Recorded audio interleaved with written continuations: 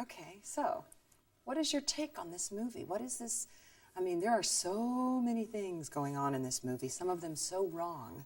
Yeah, it's a morally indefensible movie, Okay. and there's something exciting. You know, when I read this script, I look, it's so bizarre, and so many unexpected things happen that I loved it. It's so unique, and it's both frightening on the potential that something like this can technically exist in today's world, which raises the stakes of it, and I think they're great characters. I think they're very flawed.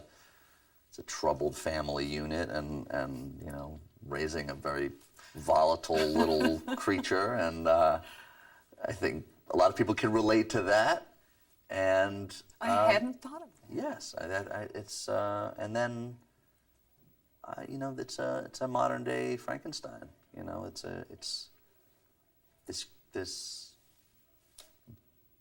strange thing that we've created in a lab, and that is tragic and has all these qualities that it's helpless in this world, and it's awesome. I love it. Your character is Clive, and at first you think that he is kind of the moral center. Yeah, I guess so. He wants to be, and look, people make errors in judgment all the time, and it's another, I think, lesson or something that I find fascinating about the film is that here is a person that has an opportunity to make a decision, who tries to make a decision, and he's somewhat coerced by his partner, and he makes this kind of one error that perpetuates a downward spiral, and then he just goes off the deep end, and I'd love to tell everybody all the wonderful and despicable acts that my character kind of does, but I guess we could they'll call have it to see it. primal fantasy, maybe? Primal, very instinctual. He definitely fell into his most primal instincts, that's for sure.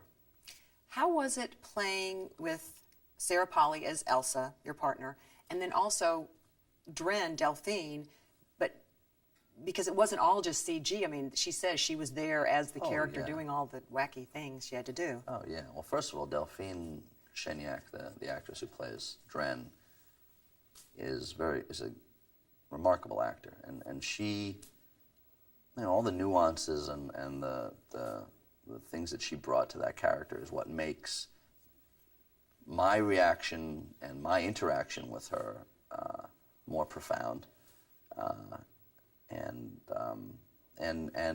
gives that character the life that it has. And then with that there's a wonderful effects team and computer generated enhancements, but the root of all of that comes from her spirit and what she creates to integrate kind of an animalistic quality and also the very feminine beauty that she possesses, and that's wonderful.